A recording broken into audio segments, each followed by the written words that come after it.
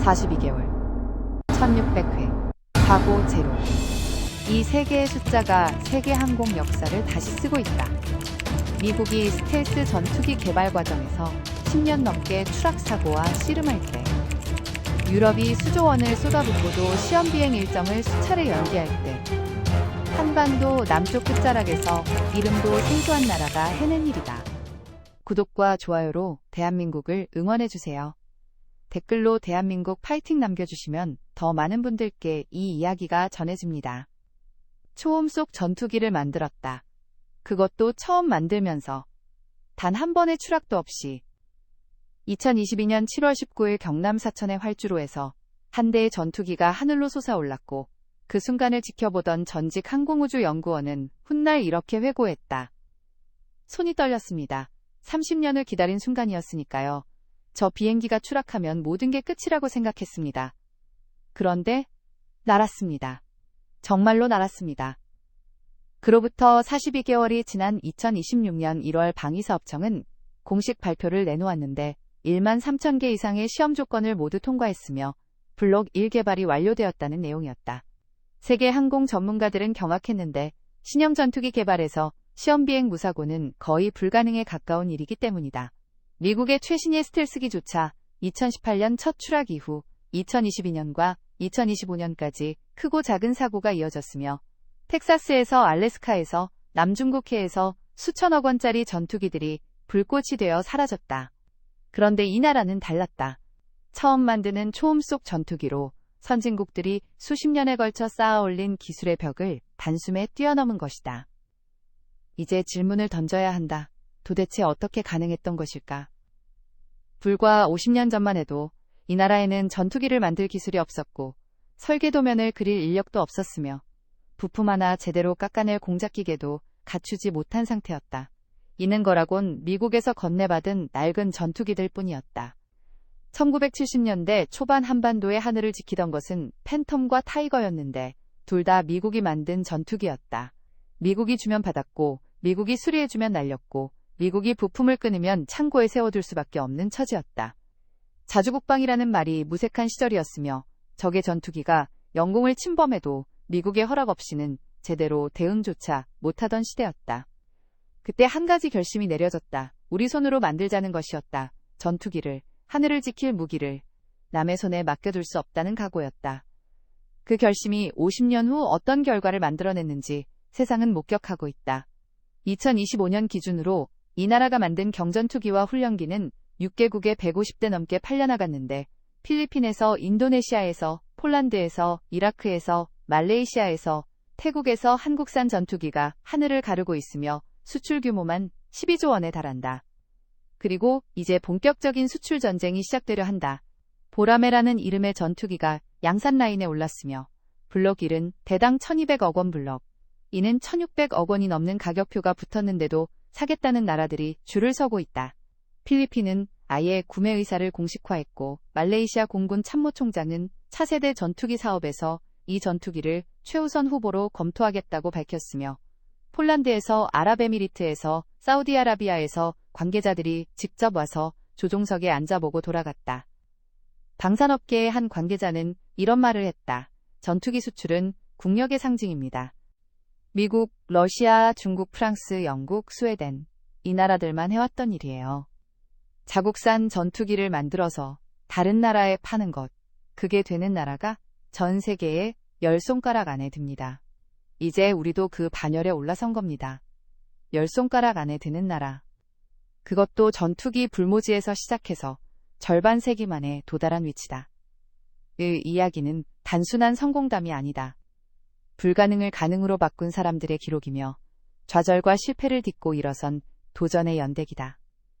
누군가는 미쳤다고 했고 누군가는 안 된다고 했고 누군가는 포기하라고 했는데도 멈추지 않았던 사람들이 있었다. 그들의 이야기를 지금부터 시작한다. 1960년대 말 베트남전이 한창이던 시절 미국은 동맹국들에게 낡은 전투기를 넘기고 있었고 한반도에도 그렇게 전투기가 들어왔다.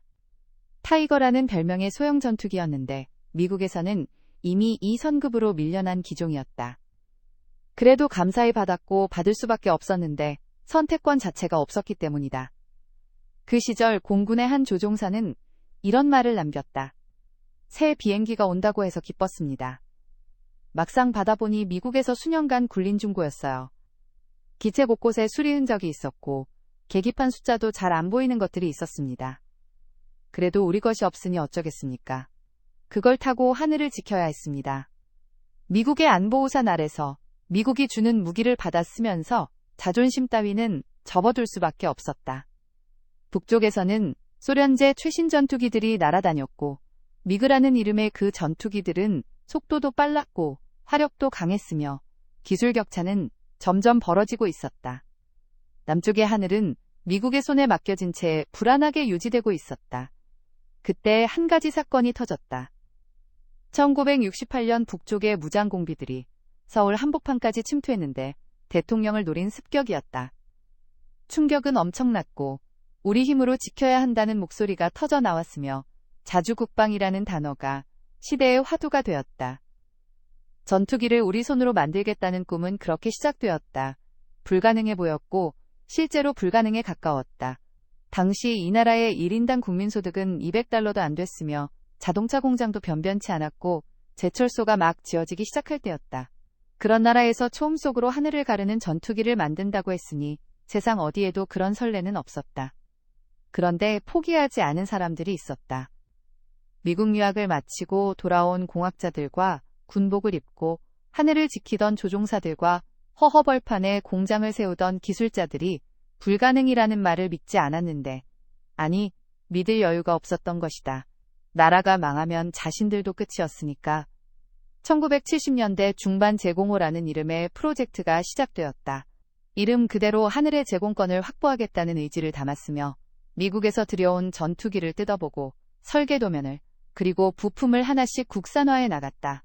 성공할 거라고 장담하는 사람은 많지 않았는데 그래도 밀어붙였다. 밤을 새우며 도면을 그리던 설계사들이 있었고 쇳덩이를 깎아 부품을 만들던 기계공들이 있었고 온갖 시행착오를 겪으며 조립공정을 완성해가던 조립공들이 있었다. 그들의 손끝에서 조금씩 아주 조금씩 전투기의 형상이 만들어지고 있었다. 현실은 녹록지 않았다. 기술의 벽은 높았고 예산은 늘 부족했고 선진국들은 핵심 기술을 절대 넘겨주지 않았다. 한 발 나아가면 두 발 막히는 일의 연속이었는데 어떤 날은 완성된 줄 알았던 부품이 시험에서 깨져나갔고 어떤 날은 조립을 끝낸 기체에서 원인 모를 결함이 발견되었다. 그럼에도 멈추지 않았다. 실패할 때마다 원인을 분석했고 분석한 내용을 다음 설계에 반영했다. 한 걸음 또 한 걸음 더디지만 분명한 전진이었다. 그 전진의 끝에서 무엇이 기다리고 있었는지는 아무도 몰랐고 그저 해야 할 일이니까 했는데 그게 그 시대 사람들의 방식이었다. 전투기 한 대를 만드는 데 필요한 부품은 수만 개가 넘는다. 엔진만 해도 수천 개의 부품으로 이루어져 있으며 그 부품 하나하나가 극한의 환경을 견뎌야 한다. 영하 50도의 고고도에서 시속 2000km에 가까운 속도에서 적의 미사일을 피해 급선해야 할 때 걸리는 엄청난 중력 속에서 모든 부품이 완벽하게 작동해야 하며 단 하나라도 실패하면 조종사의 목숨이 날아간다. 그래서 전투기 제작은 가장 어려운 산업으로 꼽힌다. 단순히 기계를 조립하는 게 아니라 야금과 화학과 전자와 소프트웨어와 소재 등 거의 모든 첨단 기술의 집약체이며 한 나라의 기술 수준을 보여주는 바로미터라고 불리는 이유다.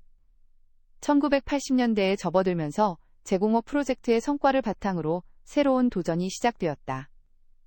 이번에는 훈련기였는데 조종사를 길러내는 훈련용 비행기를 이것부터 제대로 만들어보자는 결심이었다. 걸음마를 떼고 나서 뛰어야 한다는 판단이었고 그 판단은 옳았다. 1980년대 중반 경상남도 사천의 허허벌판에 공장 하나가 들어섰는데 항공기를 만들겠다는 공장이었다. 주변에는 논밭뿐이었고 포장도로도 변변치 않았으며 그런 곳에서 하늘을 나는 기계를 만들겠다고 했으니 누가 봐도 무모한 도전이었다. 그때 공장에 첫 발을 디뎌던 한 기술자는 훗날 이렇게 회고했다. 건물 뼈대만 서 있었습니다. 장비도 없었고 매뉴얼도 없었고 선배한테 물어보려 해도 이 일을 해본 선배가 없었습니다. 모든 걸 맨 땅에서 시작해야 했습니다. 맨 땅에 헤딩이라는 표현이 딱 맞았다. 항공기 제작 경험이 있는 인력이 거의 없었고 대학에서 항공공학을 전공한 사람들은 있었으나 실제로 비행기를 만들어 본 사람은 손에 꼽을 정도였다. 설계 도면을 그릴 줄 아는 사람과 복합 소재를 다룰 줄 아는 사람과 정밀 가공을 할 줄 아는 사람이 모두 부족했다. 그래서 사람부터 키웠다. 젊은 엔지니어들을 미국으로 유럽으로 보내서 선진국 항공사에서 연수를 받게 했고, 그들은 낮에는 일을 배우고 밤에는 도면을 베꼈다.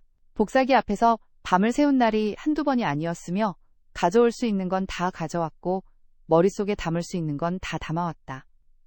그렇게 쌓은 지식으로 첫 번째 국산 항공기 개발이 시작되었는데 기본 훈련기였다. 조종사가 되려는 사람들이 처음 비행을 배우는 연습용 비행기로 화려하지 않았고 초음속도 아니었고 무장도 없었으며 그냥 프로펠러가 달린 작은 비행기였다. 그런데 그 작은 비행기 하나 만드는데 거의 10년 가까운 세월이 걸렸다. 1988년 개발이 시작되어 1991년 첫 비행에 성공했고 양산에 들어가 공군에 납품되기까지 또 수년이 흘렀다.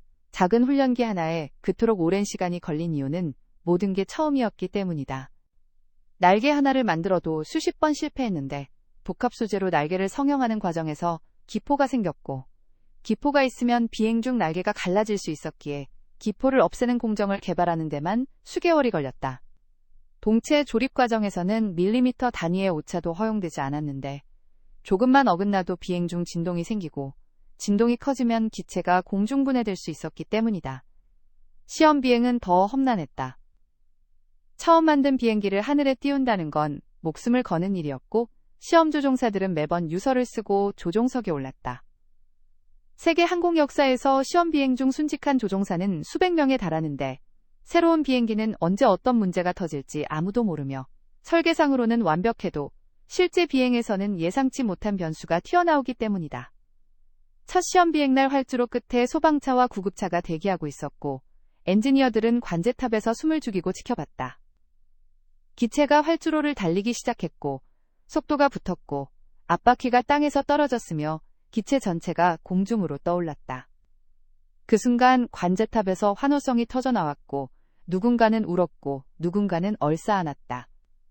작은 프로펠러 훈련기 하나가 하늘에 뜬 것뿐이었는데 그 장면이 그들에게는 기적이었다. 우리 손으로 만든 비행기가 난다는 그 사실 하나가 모든 고생을 보상해 주었다.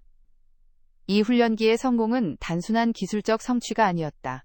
가능성의 증명이었다. 우리도 할 수 있다는 것과 시간이 걸리고 돈이 들고 수없이 실패하더라도 끝내 해낼 수 있다는 것을 보여줬고 그 확신이 다음 도전의 발판이 되었다. 1989년 기본 훈련기 개발이 한창이던 시점에 또 하나의 프로젝트가 기획되고 있었는데 이번에는 고등 훈련기였다. 기본 훈련기로 비행의 기초를 익힌 조종사들이 다음 단계로 넘어가는 훈련기로 더 빠르고 더 복잡하고 더 어려운 비행기였으며 결정적으로 초음속이어야 했다. 초음속이라는 건 음속을 돌파한다는 것이고 시속 1200km를 넘는다는 것인데 이건 완전히 다른 차원의 기술이었다. 아음속 비행기와 초음속 비행기는 하늘과 땅 차이인데 음속에 가까워지면 공기의 성질이 완전히 달라지고 압축파가 생기고 충격파가 발생하기 때문이다. 기체 설계부터 완전히 새로 해야 했고 엔진도 달라야 했고 소재도 달라야 했고 비행 제어 방식도 달라야 했다. 기본 훈련기를 만들면서 겨우 걸음마를 뗀 수준이었는데 이제 뛰겠다고 했고 그것도 전력 질주를 하겠다고 했다. 무모했고 미친 짓이었다. 당시 초음속 항공기를 자체 개발한 나라는 미국과 러시아와 영국과 프랑스와 스웨덴 정도뿐이었고 모두 수십 년의 항공 역사를 가진 나라들이었다.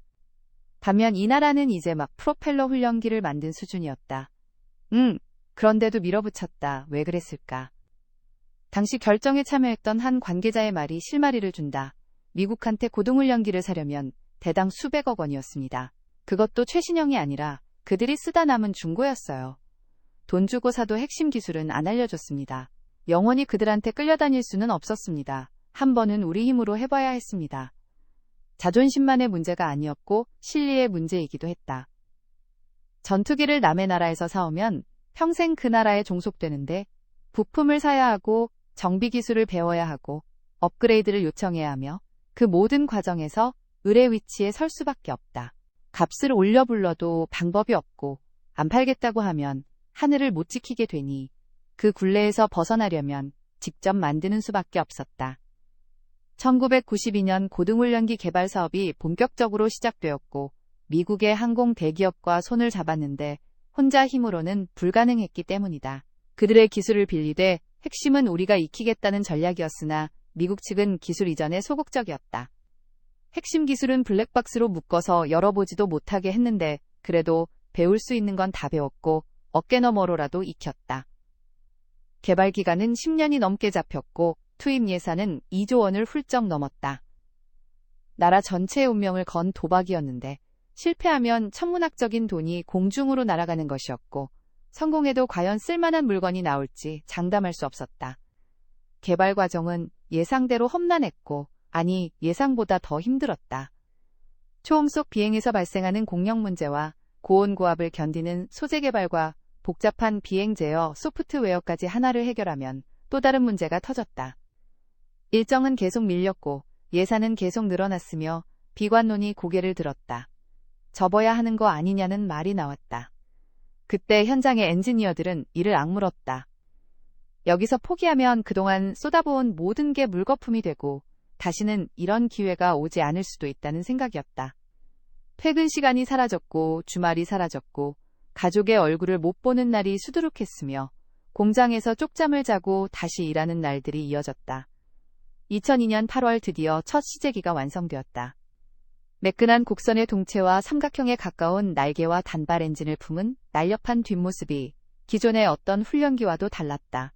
눈으로만 봐도 빠르게 생겼고 실제로도 빨랐다. 그해 가을 첫 시험 비행이 실시되었고 활주로에 선 시제기를 수백 명의 관계자가 지켜봤다. 긴장감이 하늘을 찔렀는데 이건 단순한 비행기 시험이 아니었기 때문이다. 10년 넘는 세월과 2조 원이 넘는 돈이 저 비행기 한 대에 응축되어 있었고 저 비행기가 추락하면 모든 게 끝이었다. 엔진이 울부짖기 시작했고 활주가 시작되었고 속도계의 숫자가 치솟았으며 기체가 땅을 박차고 하늘로 올랐다. 파란 하늘로 치솟은 기체는 곧 점이 되어 시야에서 사라졌고 얼마 후 굉음과 함께 돌아왔다. 소닉붐이었다. 음속 돌파의 증거였다. 이 땅에서 초음속 비행기가 탄생한 순간이었다. 세계에서 12번째였고 선진국들의 전유물이었던 영역에 발을 들인 것이다. 그 비행기의 이름은 골든이글 황금 독수리라는 뜻이었다. 훗날 이 비행기는 수출 효자 상품이 되어 6개국에 150대 넘게 팔려나가며 12조 원의 외화를 벌어들이게 되는데 그때는 아무도 몰랐다. 그저 하늘을 난다는 사실, 그것만으로 감격스러웠다. 초음속 훈련기의 성공은 또 다른 꿈에 불을 지폈다. 훈련기가 아닌 진짜 전투기를 만들겠다는 꿈이었다. 적을 향해 미사일을 쏘고 폭탄을 투하하는 전투기를 우리 기술로, 우리 손으로 직접 만들겠다는 것이었고 그 꿈이 서서히 구체화되기 시작했다. 당시 공군의 사정은 녹록지 않았다. 1970년대에 도입한 팬텀과 타이거가 아직도 현역이었는데 기체 수명이 다해가고 있었고 부품 수급도 어려워지고 있었다. 미국에서 더 이상 그 기종의 부품을 만들지 않았기 때문이다. 새 전투기가 절실했다.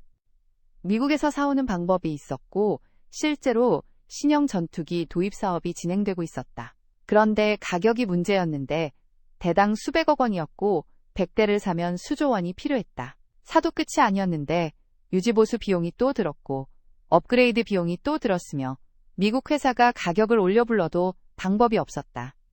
그래서 대안이 떠올랐다. 일부는 사오되 일부는 직접 만들자는 것이었다. 고성능 전투기는 미국에서 도입하고 그 아래 등급의 전투기는 국산화하자는 전략이었는데 최첨단은 아니어도 대부분의 임무를 수행할 수 있는 중급 전투기를 우리 기술로 만들자는 구상이었다. 2001년 차세대 전투기 개발 사업의 밑그림이 그려지기 시작했다. 아직 이름도 없었고 형체도 없었으며 그저 개념만 존재했다. 팬텀과 타이거를 대체할 전투기로 초음속으로 날고 레이더를 피하고 정밀 무장을 운용하는 전투기를 구상했는데 골든이글보다 한 단계 위의 비행기였다. 과연 가능할까 하는 회의론이 많았다. 훈련기와 전투기는 차원이 다르다고 했는데 훈련기는 사람을 태우고 나는 게 전부인 반면 전투기는 적을 찾아내고 조준하고 공격하고 회피해야 한다. 레이더가 필요하고 미사일이 필요하고 전자전 장비가 필요하며 이 모든 걸 통합하는 게 진짜 어려운 일이다. 그 어려운 일에 도전하겠다고 나선 사람들이 있었는데 골든이글 개발로 자신감을 얻은 엔지니어들이었다. 해봤으니까 할 수 있다고 믿었고, 아니 믿고 싶었는데 믿지 않으면 시작조차 못하기 때문이었다. 2010년대 초반 본격적인 연구개발이 시작되었고 프로젝트에 코드명이 붙었다. 아직 비밀이었고 언론에도 거의 알려지지 않았으며 조용히 묵묵히 작업이 진행되었다. 설계팀이 꾸려졌고 시험팀이 구성되었고 제작팀이 준비를 시작했다. 골든이글을 만들 때와는 상황이 달랐다. 그때는 미국 대기업이 손을 잡아줬는데 이번에는 달랐다. 미국은 전투기 핵심 기술 이전을 완강히 거부했고 스텔스 기술과 첨단 레이더 기술과 전자전 기술이 하나같이 블랙박스였다. 돈을 줘도 안 판다고 했고 함께 개발하자고 해도 핵심은 빼고 하자고 했다. 그래서 스스로 해야 했다. 이스라엘 업체와 협력해 레이더를 개발했고 국내 연구소에서 적외선 탐지 장비를 만들었으며 비행 제어 소프트웨어는 자체 개발했다. 하나씩 퍼즐 조각을 맞춰나갔다. 2015년 체계 개발 사업이 공식 착수되었고 이제 비밀이 아니었다.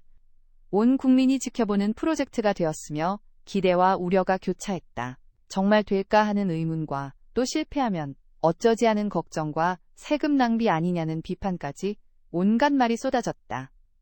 현장의 엔지니어들은 그런 말에 귀 기울일 여유가 없었다. 해야 할 일이 산더미였고 새벽에 출근해서 밤늦게 퇴근하는 날이 일상이 되었으며 주말에도 공장 불이 꺼지지 않았다. 가족에게 미안했으나 멈출 수 없었는데 여기서 멈추면 모든 게 허실이 되기 때문이었다. 2019년 첫 시제기 제작이 시작되었다. 설계 도면이 실물로 바뀌는 순간이었고 공장 한쪽에 거대한 지그가 설치되었으며 동체의 뼈대가 조립되기 시작했다. 수천 개의 부품이 하나씩 자리를 잡아갔고 케이블이 연결되고 배관이 설치되고 전자장비가 탑재되었다. 2021년 4월 시제 1호기가 출고되었다. 경남 사천 공장에서 세상에 첫 선을 보였고 그 자리에서 이름이 발표되었다. 보라매였다. 용맹한 사냥매로 조선시대부터 내려오는 이름이었으며 하늘의 맹금류가 적을 향해 돌진하는 용맹함을 담았다. 출고식 날 공장 앞마당에 수천 명이 모였고 경납고 문이 열리며 비행기가 모습을 드러내는 순간 함성이 터졌다. 날렵한 기수와 삼각형의 주익과 쌍발 엔진이 어느 모로 봐도 전투기였다. 진짜 전투기였고 우리가 만든 전투기였다. 그런데 진짜 시험은 이제부터였다. 비행기는 하늘을 날아야 비행기다. 땅에 서 있는 건 그냥 금속 덩어리일 뿐이다. 출고식의 감격이 채가시기도 전에 시험 비행 준비가 시작되었고 지상 활주 시험과 엔진 점검과 각종 시스템 테스트가 이어졌다. 하늘에 뜨기 전에 확인해야 할 것들이 수백 가지였다. 그 수백 가지를 통과하고 나서야 첫 비행이 허가되었다. 2022년 7월 19일이었다.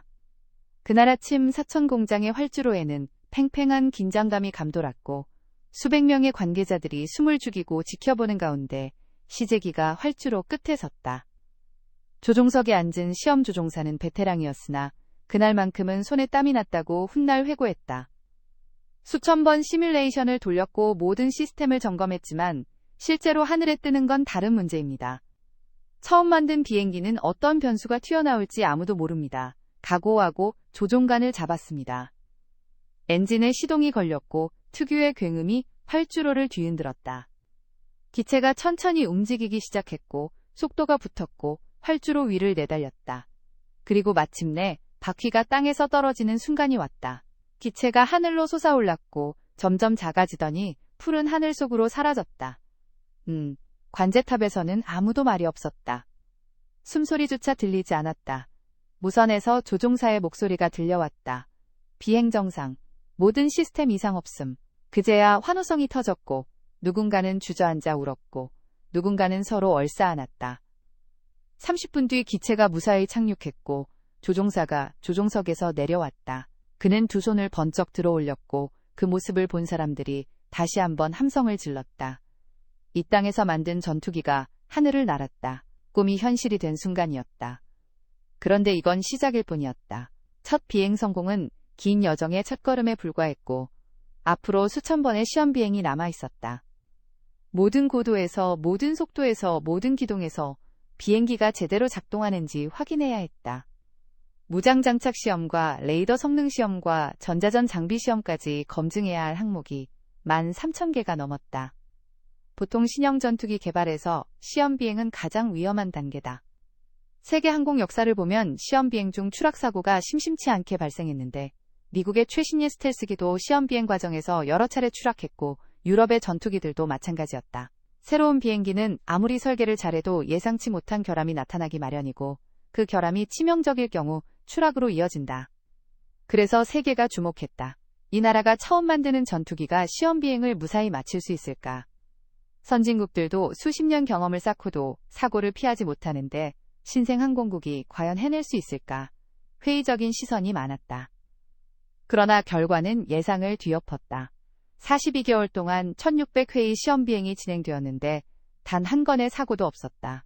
추락은커녕 심각한 기체 결함조차 발생하지 않았다. 13,000개의 시험 조건을 모두 통과했고 2026년 1월 방위사업청은 블록 1 개발 완료를 공식 선언했다. 세계 항공 전문가들은 경악했다. 어떻게 가능한 일인가?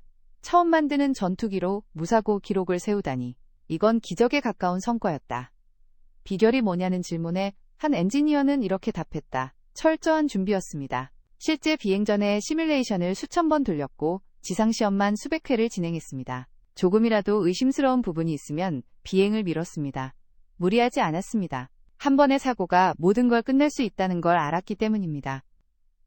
이제 양산이 시작되었고 올해 하반기에 첫 양산 기체가 공군에 인도될 예정이다. 강릉의 전투비행단이 가장 먼저 이 전투기를 받게 되며 수십 년간 하늘을 지켜온 노후 기종들을 대체하게 된다. 새로운 시대가 열리고 있다. 비행기를 만드는 것과 비행기를 파는 것은 전혀 다른 이야기다. 아무리 좋은 비행기를 만들어도 사주는 나라가 없으면 산업이 유지되지 않는다. 개발비를 회수하려면 수출이 필수이고 수출이 되어야 다음 개발에 투자할 자금이 생긴다. 전투기 산업은 규모의 경제가 지배하는 세계이며 많이 만들수록 배당 가격이 내려가고 가격이 내려가야 더 많이 팔 수 있다. 그래서 수출 전쟁이 시작되었다. 보라매가 양산 단계에 접어들면서 해외 시장 공략이 본격화되었고 여러 나라에서 관심을 보이기 시작했다. 가장 먼저 손을 든 건 필리핀이었다. 필리핀 공군은 이미 골든이글 계열의 경전투기를 운용하고 있었는데 2014년 12대를 도입한 뒤 성능에 만족해서 추가로 12대를 더 주문했다. 총 24대의 한국산 전투기가 필리핀 하늘을 날고 있으며 그 경험이 신뢰로 이어졌다. 필리핀이 보라매에 관심을 갖는 이유는 명확하다. 남중국해에서 중국의 위협이 날로 커지고 있기 때문이다. 영토 분쟁이 격화되고 있고 중국 전투기들이 필리핀 영공 근처까지 날아드는 일이 잦아졌다. 경전투기만으로는 대응에 한계가 있었고 본격적인 전투기가 필요해졌다. 미국산 전투기는 비쌌고 대기 물량도 밀려 있었다. 유럽산도 만만치 않았으며 러시아산은 정치적으로 선택하기 어려웠다. 그때 대안으로 떠오른 게 보라매였는데 가격이 상대적으로 합리적이었고 이미 한국산 전투기를 운용해본 경험이 있어 정비와 훈련 체계를 새로 구축할 필요가 없었다. 2025년 서울에서 열린 항공우주 및 방위산업 전시회에서 필리핀 대표단이 구매 의사를 공식적으로 밝혔고 협상이 진행 중이다. 24대 규모로 알려졌는데 계약이 성사되면 보라매의 첫 수출 사례가 된다. 말레이시아도 움직이고 있다. 말레이시아 공군 참모총장이 차세대 다목적 전투기 사업에서 보라매를 우선 검토 대상으로 삼겠다고 발표했는데 여기에는 복잡한 사정이 있다. 말레이시아 공군은 오랫동안 여러 기종을 섞어서 운용해왔다. 미국산 호넷과 러시아산 수호이가 함께 날았는데 문제는 러시아산 전투기의 유지보수였다. 러시아는 애프터 서비스가 잘 안 되기로 악명이 높고 부품 수급도 불안정했다. 우크라이나 전쟁 이후에는 상황이 더 나빠졌으며 사실상 정상적인 운용이 어려운 지경에 이르렀다. 새 전투기를 도입해야 하는데 기종을 통일하고 싶었다. 여러 종류를 섞어 운용하면 정비 비용이 늘어나고 훈련 체계도 복잡해지기 때문이다. 보라매는 그런 조건에 부합했고 가격도 유럽산 전투기들보다 경쟁력이 있었다. 폴란드의 관심도 눈에 띈다. 폴란드 공군 참모총장이 직접 한국을 방문해 보라매 조종석에 앉아봤는데 이건 단순한 의례적 방문이 아니었다. 폴란드는 40대 규모의 쌍발 전투기 도입을 검토하고 있으며 보라매가 후보 중 하나다. 폴란드가 한국산 무기에 관심을 갖게 된 건 우크라이나 전쟁 때문이다. 러시아의 위협이 코앞에 다가왔고 빠르게 전력을 확충해야 했는데 미국과 유럽 업체들은 주문이 밀려납기가 길었다. 그때 한국이 대안으로 떠올랐고 전차와 자주포를 대량 주문했으며 경전투기 48대도 계약했다. 그 경험이 좋았고 이제 본격적인 전투기까지 검토하는 단계에 이른 것이다. 아랍에미리트도 빠질 수 없다. 중동의 부국인 아랍에미리트는 국부 펀드를 활용해 방위산업에 적극 투자하고 있으며 한국과의 협력에 관심이 많다. 이미 천무 다연장 로켓과 천공 지대공 미사일을 도입했고 공동개발 프로젝트도 진행 중이다. 아랍에미리트가 보라매에 주목하는 이유는 독특하다. 자국에서 개발한 항공무장을 장착하고 싶어 하는데 미국이나 유럽 전투기에 자국산 무장을 달려면 체계 통합 비용이 천문학적으로 든다. 반면 한국은 협력적이어서 비용 협상의 여지가 있다는 게 그들의 판단이다. 전투기 수출 시장에 새로운 강자가 등장했다. 미국과 러시아와 유럽이 독점하던 판도에 균열이 생기고 있으며 그 틈을 파고드는 것이 바로 한국이다. 수출 전선이 확대되는 가운데 한 나라와의 관계는 복잡하게 꼬여 있었다. 인도네시아였다. 보라매 개발의 공동개발국으로 참여했던 나라인데 처음부터 순탄치 않았고 지금도 논란이 계속되고 있다. 2010년대 초반 인도네시아가 공동개발에 참여하겠다고 나섰을 때 양국은 합의를 맺었다. 인도네시아가 개발비의 20%를 분담하고 그 대가로 기술 이전과 완성된 전투기를 받는다는 내용이었다. 금액으로 따지면 약 1조 7천억 원 규모였으며 인도네시아로서는 적은 투자로 첨단 전투기 기술을 확보할 수 있는 기회였다. 문제는 돈이었다. 인도네시아는 계약 초기에 일부 분담금만 납부하고 이후 납부를 미루기 시작했다. 경제 사정이 어렵다는 이유였고 코로나 사태로 재정이 악화되었다는 핑계였다. 2019년 이후로는 거의 납부가 중단되었으며 체납액이 눈덩이처럼 불어났다. 한국 내에서는 불만이 터져나왔다. 개발비는 한국이 거의 다 부담하면서 기술은 나눠줘야 하는 상황이 억울하다는 여론이었다. 설상가상으로 2023년에는 인도네시아 기술진이 보라매 관련 기밀 자료를 무단으로 빼돌리려다 적발되는 사건까지 터졌다. 양국 협력에 찬물을 끼얹은 사건이었고 신뢰에 금이 갔다. 협상이 길어졌고 결국 2025년에 합의가 이루어졌다. 인도네시아의 분담금을 당초 1조 7천억 원에서 6천억 원으로 대폭 낮추는 대신 인도네시아가 받는 기술과 물량도 줄이기로 한 것이다. 원래 48대를 받기로 했던 것이 16대로 축소되었으며 공동개발 범위도 블록1까지로 제한되었다. 이 합의를 두고 평가가 엇갈린다. 일부에서는 떼인 돈이라도 건진 게 다행이라고 하고 다른 일부에서는 너무 관대하게 봐줬다고 비판한다. 분명한 건 인도네시아와의 경험이 뼈아픈 교훈을 남겼다는 것이다. 공동개발이라는 게 얼마나 복잡하고 위험한지를 보여줬으며 앞으로 다른 나라와 협력할 때 더 신중해야 한다는 점을 일깨워줬다. 흥미로운 건 인도네시아의 최근 행보다. 분담금도 제대로 안 내면서 다른 나라 전투기는 사들이고 있다. 프랑스산 라팔 전투기를 도입했고 튀르키예와 전투기 공동개발 계약을 맺기도 했다. 그 규모가 13조 원에 달한다는 보도가 나왔는데 한국에는 돈이 없다고 하면서 다른 데는 쓴다는 비판이 나올 수밖에 없는 상황이다. 반면 블록2 개발에서는 새로운 파트너를 찾고 있다. 인도네시아는 블록1까지만 참여하기로 했기에 블록2부터는 다른 나라와 손잡을 수 있다. 아랍에미리트가 유력한 후보로 거론되는데 자금력이 풍부하고 한국과의 방산 협력 경험도 쌓여있기 때문이다. 블록2는 블록1과 무엇이 다른가? 가장 큰 차이는 무장 능력이다. 블록1은 공대공 전투에 특화되어 있어 적 전투기와의 교전이 주 임무다. 블록2는 여기에 공대지 능력이 추가되어 지상 목표물에 대한 정밀 타격이 가능해진다. 진정한 의미의 다목적 전투기가 되는 것이다. 무장도 달라진다.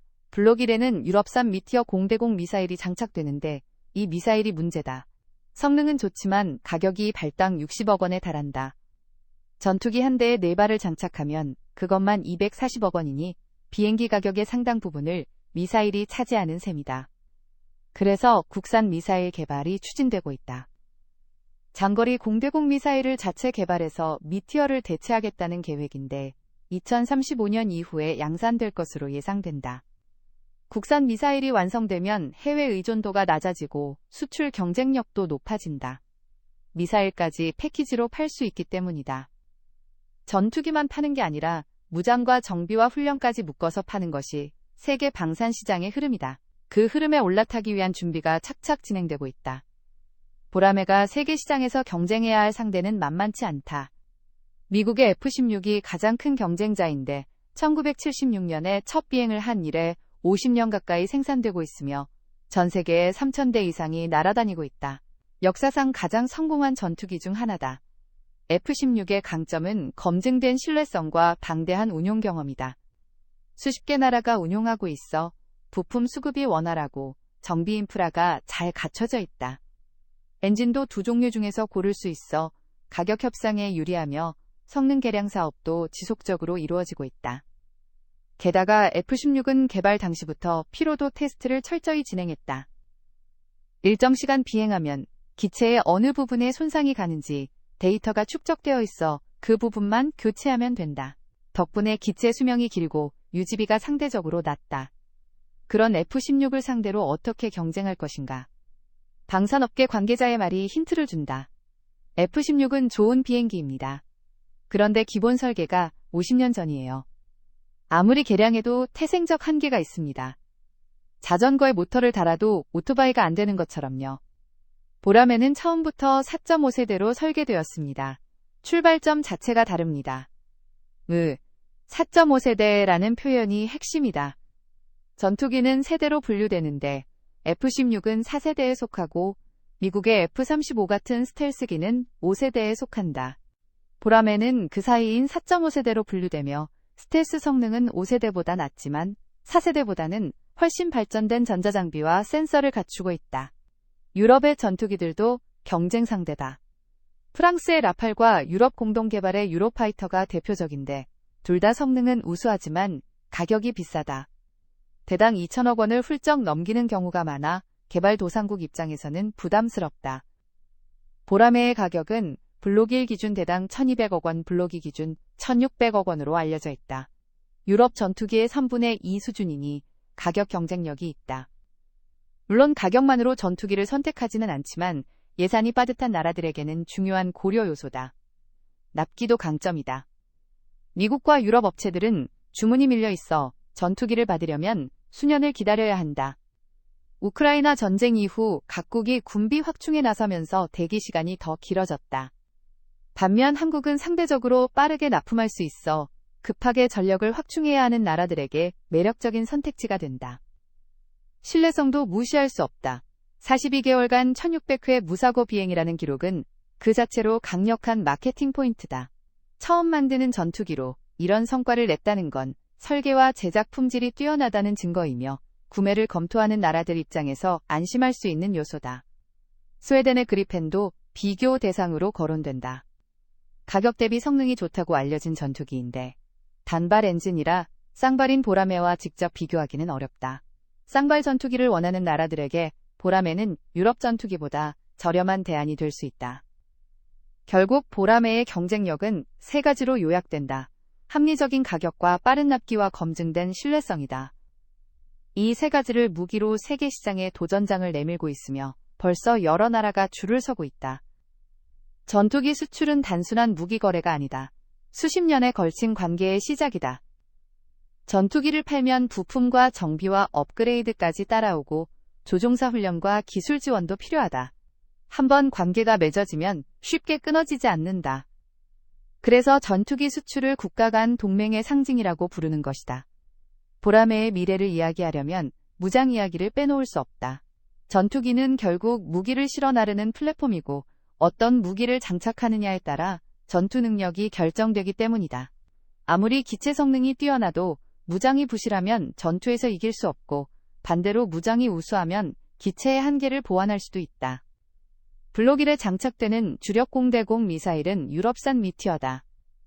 사거리가 100km가 넘고 램제트 엔진을 탑재해 종말 단계까지 속도를 유지하는 고성능 미사일인데 현존하는 공대공 미사일 중에서 최고 수준으로 평가받는다.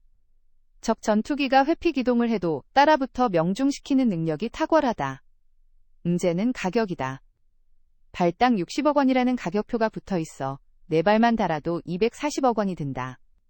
전투기 한 대 가격이 1200억 원인데 미사일 값만 그 5분의 1이니 부담이 클 수밖에 없다. 훈련할 때마다 강남의 빌딩 한 채가 날아가는 셈이고 실전에서 몇 발 쏘면 중소기업 하나가 통째로 사라지는 것과 같다.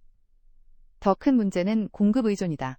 유럽 업체가 공급을 통제하면 손쓸 방법이 없고 가격을 올려도 받아들일 수밖에 없다.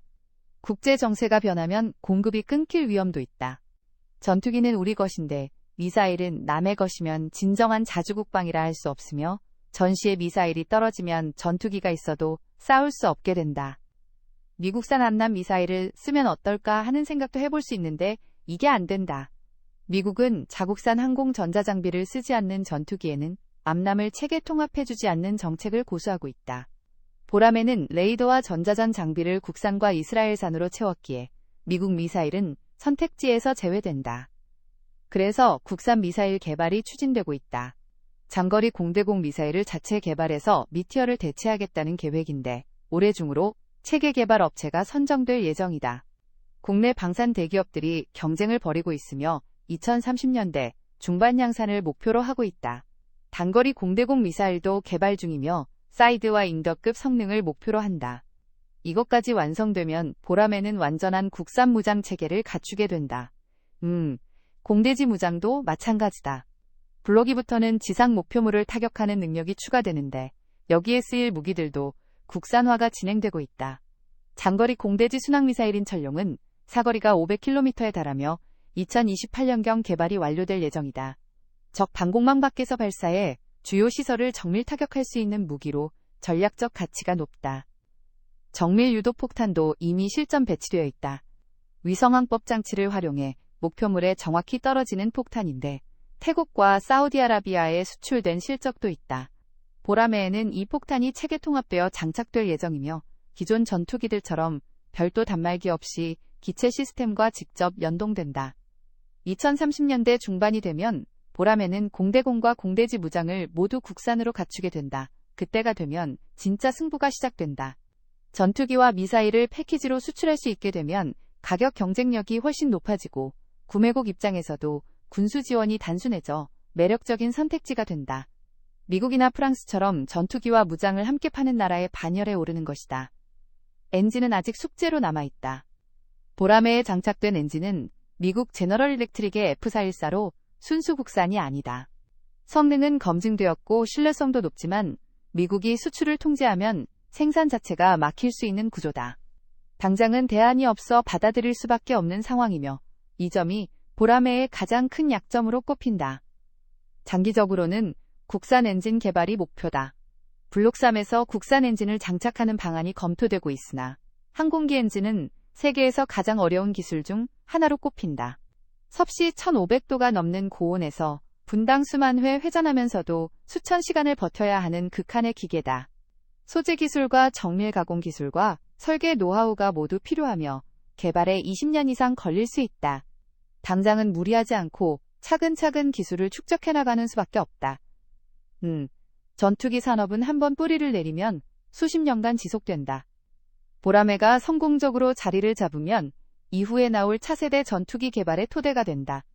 엔지니어들이 경험을 쌓고 협력업체들이 기술력을 키우고 시험 인프라가 갖춰지면 다음 도전은 훨씬 수월해진다. 한 세대를 만들면서 쌓은 역량이 다음 세대로 이어지는 것이 항공산업의 특성이다. 이미 다음 단계를 준비하는 움직임이 있다. 유인 전투기와 무인기가 협동작전을 펼치는 유무인 복합전투체계가 미래공중전의 핵심으로 떠오르고 있는데 이를 위한 연구가 진행 중이다. 보라매를 모기로 삼고 여러 대의 무인 충성 윙맨이 따라붙는 개념인데 한 명의 조종사가 여러 대의 무인기를 지휘하며 전투를 수행하는 방식이다. 무인기가 위험한 임무를 먼저 수행하고 유인기는 뒤에서 지휘하며 상황을 판단한다. 5세대 스텔스 전투기 개발도 장기 과제로 검토되고 있다. 미국의 F-35나 F-22 같은 완전한 스텔스기를 독자 개발하겠다는 구상인데 2040년대 이후를 목표로 하고 있다. 보라매 개발에서 쌓은 경험이 그 도전의 밑거름이 될 것이며 지금 이 순간에도 연구소에서는 미래를 위한 기초 연구가 진행되고 있다. 꿈은 커지고 있다. 전투기를 만들 수 없던 나라에서 전투기를 수출하는 나라로, 그리고 이제는 세계 최고 수준의 스텔스 전투기를 꿈꾸는 나라로, 50년 전에는 상상도 못했던 일들이 현실이 되고 있으며 그 현실은 아직 끝나지 않았다. 50년이라는 시간을 되돌아보면 기적이라는 말밖에 떠오르지 않는다. 1970년대 초반 이 나라의 하늘을 지키던 것은 미국이 쓰다 남긴 중고 전투기들이었다. 부품이 떨어지면 창고에 세워둬야 했고, 고장이 나면 미국 기술자가 올 때까지 기다려야 했으며, 업그레이드는 꿈도 꿀 수 없었다. 자주국방이라는 말이 무색했고, 하늘의 주권은 남의 손에 맡겨져 있었다. 그때 누군가 말했다. 우리 손으로 만들자고. 전투기를, 미사일을, 하늘을 지킬 무기를. 미친 소리라고 했다. 불가능하다고 했다. 돈 낭비라고 했다. 당시 이 나라의 1인당 국민소득은 $200도 안 됐고 자동차 공장도 변변치 않았으며 제철소가 막 지어지기 시작할 때였다. 그런 나라에서 초음 속 전투기를 만든다는 건 허황된 꿈처럼 보였다. 그런데 포기하지 않은 사람들이 있었다.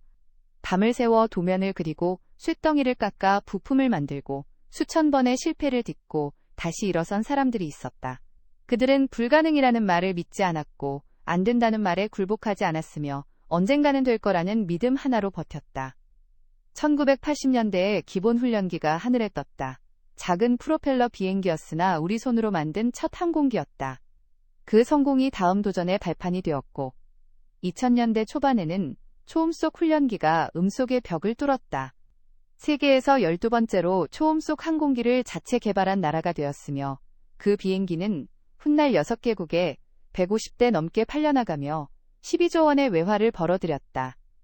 그리고 2026년인 지금 보라매가 양산라인에 올랐다.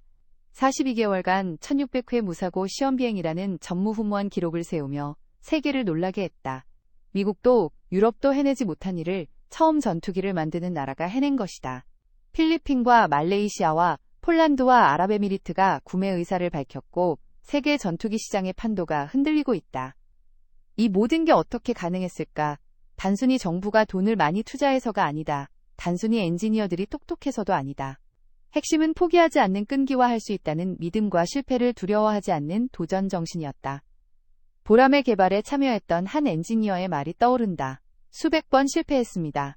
설계를 다시 하고, 부품을 다시 만들고, 시험을 다시 하는 일의 연속이었습니다. 포기하고 싶은 순간이 한두 번이 아니었습니다. 그런데 그때마다 생각했습니다. 여기서 멈추면 다음은 없다고. 우리가 안 하면 아무도 안 한다고. 그 생각이 버티게 해줬습니다. 버틴다는 것. 그게 이 나라 항공산업의 역사를 관통하는 키워드다. 기술이 없어도 버텼고, 돈이 없어도 버텼고, 미국이 기술 이전을 거부해도 버텼다. 그 버팀의 세월이 50년 쌓여서 지금의 결과를 만들어냈다. 물론 아직 갈 길이 멀다. 엔진은 여전히 미국산에 의존하고 있고 핵심 미사일도 유럽에서 수입하고 있다. 완전한 자주국방이라 하기에는 부족한 점이 많으며 선진국들과의 기술 격차도 여전히 존재한다. 미국의 F-35 같은 5세대 스텔스기와 비교하면 보라매는 아직 한 세대 뒤처져 있다. 그러나 방향은 맞다. 속도는 느려도 방향만 맞으면 언젠가 도착한다. 1970년대에 중고전투기로 시작해서 50년 만에 독자 전투기를 수출하는 나라가 되었다면 앞으로 또 다른 50년 뒤에는 어디까지 갈 수 있을까? 상상하기 어렵지만 분명한 건 지금보다 훨씬 높은 곳에 있을 거라는 사실이다. 세계 전투기 시장의 지형이 바뀌고 있다. 오랫동안 미국과 러시아와 유럽이 독점하던 시장에 새로운 경쟁자가 등장했다. 가격 경쟁력과 빠른 납기와 검증된 신뢰성을 무기로 틈새를 파고드는 나라가 나타났다. 그 나라가 바로 이 땅이다. 전투기 수출은 단순한 무기 거래가 아니다. 국가 간 신뢰의 상징이며 수십 년에 걸친 동맹 관계의 시작이다. 전투기를 팔면 부품과 정비와 업그레이드가 따라오고 조종사 훈련과 기술 지원도 필요하다. 한번 관계가 맺어지면 쉽게 끊어지지 않으며 그래서 전투기 수출국이 된다는 건 국제사회에서의 위상이 달라진다는 뜻이다. 지금 이 순간에도 경남 사천의 공장에서는 보람의 양산이 한창이다. 첫 양산 기체가 올해 하반기 공군에 인도될 예정이며 강릉의 전투비행단이 가장 먼저 이 전투기를 받게 된다. 수십 년간 하늘을 지켜온 노후 기종들이 물러나고 새로운 시대가 열리는 것이다. 해외에서도 움직임이 분주하다. 필리핀 대표단이 수차례 방문해 협상을 진행하고 있고 말레이시아 공군 참모총장은 공개적으로 보라매에 대한 관심을 표명했다.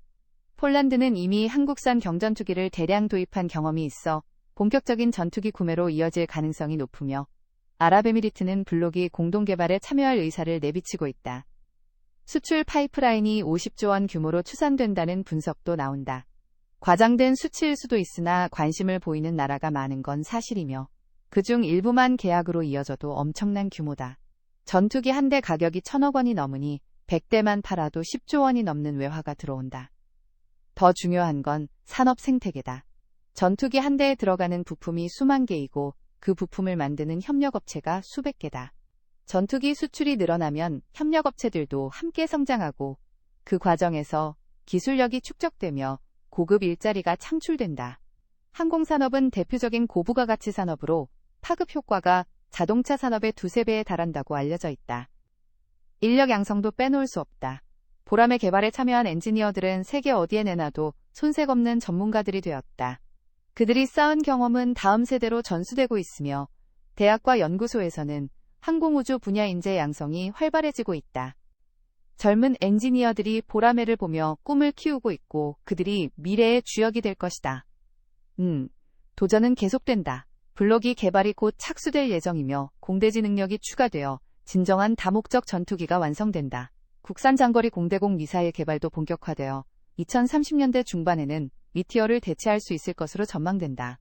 그때가 되면 기체와 무장을 모두 국산으로 갖춘 완전체가 탄생하며 수출 경쟁력은 한층 더 높아진다. 유무인 복합 전투체계 연구도 진행 중이다. 보라매를 중심으로 여러 대의 무인 충성 윙맨이 협동작전을 펼치는 미래 전장의 모습이 그려지고 있다. 무인기가 위험한 임무를 먼저 수행하고 유인기의 조종사가 뒤에서 상황을 판단하며 지휘하는 방식으로 조종사의 생존성을 높이면서도 전투 효율을 극대화할 수 있다. 5세대 스텔스 전투기 독자 개발이라는 궁극적 목표도 있다. 2040년대 이후를 내다보는 장기 비전인데 지금 당장은 요원해 보일 수 있다. 그러나 50년 전에 중고 전투기로 시작했을 때도 독자 전투기 개발은 요원해 보였다. 그때 불가능해 보였던 일을 해냈다면 앞으로도 해낼 수 있다. 결국 핵심은 사람이다. 기술도 중요하고 자본도 중요하나 가장 중요한 건 도전하는 사람들이다. 안 된다는 말에 굴복하지 않고 실패해도 다시 일어서며 언젠가는 해낼 거라는 믿음을 놓지 않는 사람들이 있는 한 이 나라의 항공산업은 계속 성장할 것이다. 보라매라는 이름에는 용맹한 사냥매라는 뜻이 담겨 있다. 조선시대부터 내려오는 이름으로 하늘의 맹금류가 적을 향해 돌진하는 용맹함을 상징한다. 그 이름처럼 이 전투기가 세계 하늘을 누비며 이 나라의 위상을 드높이길 바란다. 50년 전 허허벌판에서 시작한 꿈이 현실이 되었다. 중고 전투기를 받아 쓰던 나라가 전투기를 만들어 파는 나라가 되었다. 그 여정은 결코 순탄하지 않았으며 수많은 실패와 좌절과 고난이 있었다. 그러나 멈추지 않았기에 여기까지 왔다. 전투기 한 대에는 수만 개의 부품이 들어간다. 그 부품 하나하나에 누군가의 노력이 담겨 있다. 밤을 새워 설계한 엔지니어의 노력이, 정밀하게 가공한 기계공의 노력이, 꼼꼼하게 조립한 조립공의 노력이, 그 모든 노력이 모여서 하늘을 나는 기적을 만들어낸다.